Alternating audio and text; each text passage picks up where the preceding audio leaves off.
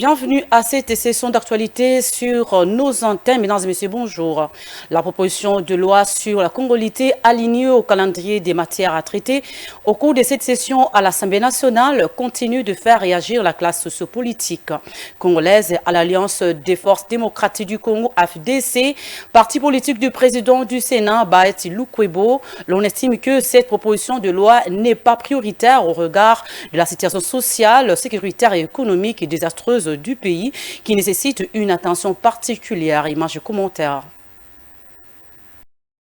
La FDC estime que tout Congolais a le droit et la liberté de réflexion, de pouvoir proposer une loi, bonne soit-elle, mais du moins la FDC croit que la priorité est ailleurs. Le regroupement politique Alliance des forces démocratiques du Congo rappelle que tous les Congolais sont focalisés sur des sujets urgents dont ce qui se passe à l'Est, le développement du pays et l'accroissement des structures macroéconomiques. Ce grand parti de l'Union sacrée de la nation croit fermement qu'il y a beaucoup d'autres priorités sur lesquelles on peut bien réfléchir que de pouvoir s'attarder sur la loi Tchani. Toutefois, en ce qui concerne particulièrement la FDC, rapportent ses communicateurs, les membres du parti savent tous qu'il est dirigé par Modeste Bahati Lukwebo, qui est de père et de mère, et même de grands-parents congolais. Donc, on n'a pas à s'inquiéter sur cette question. Mais si jamais la majorité au niveau du Parlement vote pour cette loi, la FDC sera tenue à se soumettre.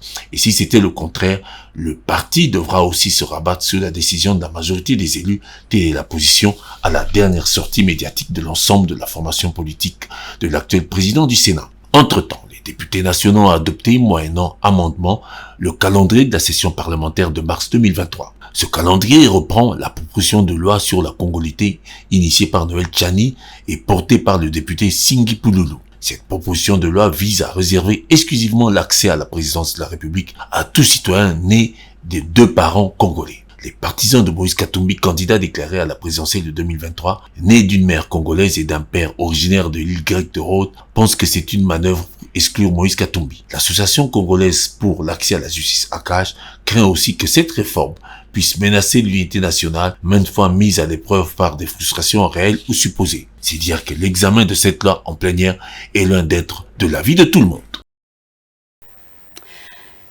Bien, autre chose à présent, le conflit Tekeyaka totalise au mois de juin prochain une année depuis que sévit l'insécurité dans cette partie ouest de la République démocratique du Congo. Dans la recherche de la paix et la stabilité, Jean-Thierry Monsenepo, communicateur de l'Union sacrée pour la nation notable de l'ex-province du Bandundu, propose la tenue d'une table ronde entre toutes les parties impliquées afin d'éviter de déstabiliser tout le pays entier. Regardez. L'insécurité dans la partie ouest de la RDC, précisément dans l'ex-province de Bandundu, occasionnée par les ennemis de la paix qui ont déjà causé du tort à Kwamouth et à ses environs par des tueries, incendies et autres. Plusieurs voix s'élèvent pour dire non à cette barbarie, mais surtout proposent des solutions pour la recherche de la paix par la réconciliation et la stabilité à travers une table ronde avec toutes les personnes impliquées par ces conflits. Jean-Thierry Monsenepo, notable du Grand Bandundu et communicateur de l'Union sacrée pour la nation, appelle le vice-premier ministre, ministre de l'Intérieur, nouvellement nommé, à s'impliquer pour la tenue de ces assises afin de réconcilier le parti concerné. La situation sécuritaire dans l'ex-province du Bandundu est très préoccupante dans la mesure où cette grande surface fait partie de l'ancienne configuration de Léopoldville. Une déstabilisation de ce coin va inexorablement avoir un effet domino sur la sécurité et la stabilité de Kinshasa et du Congo central. Déjà avec la situation que nous passons dans l'Est, si aujourd'hui on en vient à une déstabilisation de l'Ouest en partant du Mai-Ndombe, cela est très dangereux. Les gouverneurs de ces trois provinces ont eu à sonner déjà le tocsin en ce qui concerne cette situation sécuritaire alarmante. Maintenant, qu'est-ce que je peux proposer pour le nouveau VPM Peter Kazadi qui vient de prendre les fonctions du ministre de l'Intérieur? Je pense qu'il faudrait essayer de réunir toutes les forces vives de ces trois grandes provinces. Lancer une table ronde de paix, de sécurité, de réconciliation et de stabilité qui prendrait en compte les avis simultanément non seulement des gouverneurs des trois provinces, des assemblées provinciales des trois provinces, des sociétés civiles et des notables que nous sommes et des chefs coutumiers. Cela permettrait que de façon globale, on ait un cahier de charge qui permettrait au gouvernement de pouvoir appliquer une feuille de route qui va ramener la paix rapidement. Parce que depuis le début de ce conflit, les différents acteurs ont été pris de manière sectorielle. D'abord les gouverneurs, ensuite les chefs coutumiers, d'une part les autorités responsables des assemblées provinciales. La notabilité n'a pas été consultée jusque-là. Il faudrait donc créer un cadre de concertation global parce que si nous ne prenons garde, cette situation qui hier a commencé par une déstabilisation de crise sur les questions de terres arables est aujourd'hui en train de s'émanciper pour devenir finalement une déstabilisation provinciale. Cette insécurité va totaliser une année au mois de juin prochain. Poursuivant donc ce bulletin d'information, 2 membres du gouvernement étaient sur terrain le lundi 3 avril 2023 pour visiter les chantiers de réflexion de quelques universités de la ville de Kinshasa. Le ministre de la Communication et Médias et celui de l'enseignement supérieur et universitaire ont effectué une visite d'inspection à l'université pédagogique nationale UPEN et à l'université de Kinshasa Unikin. Patrick Muyaya et Moindo Nzangi sont allés se rendre compte de l'état d'avancement des travaux de rénovation des hommes et des auditoires. Regardez.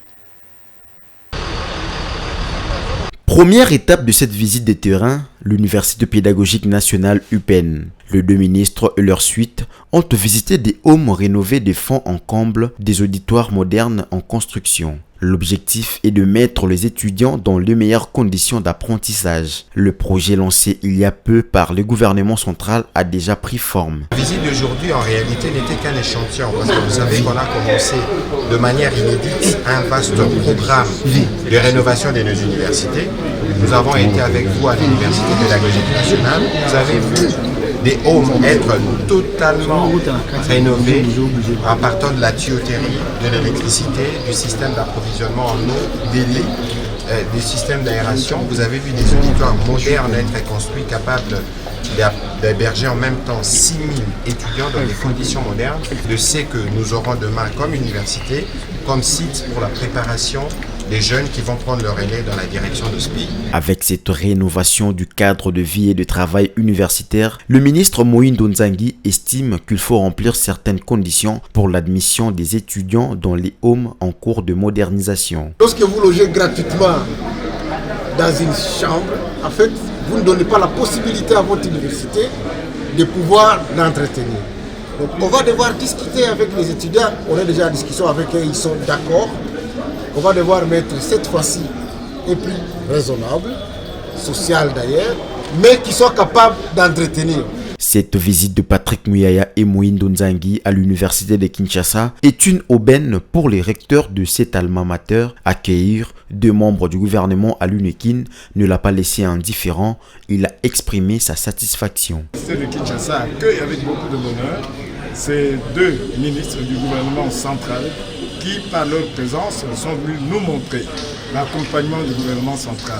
En présence de ces 2 membres du gouvernement, l'entrepreneur a saisi l'occasion pour leur expliquer en détail les travaux entrepris sur les sites de l'université de Kinshasa. Un travail de fond selon ses propres termes. On a refait toute l'électricité, on a refait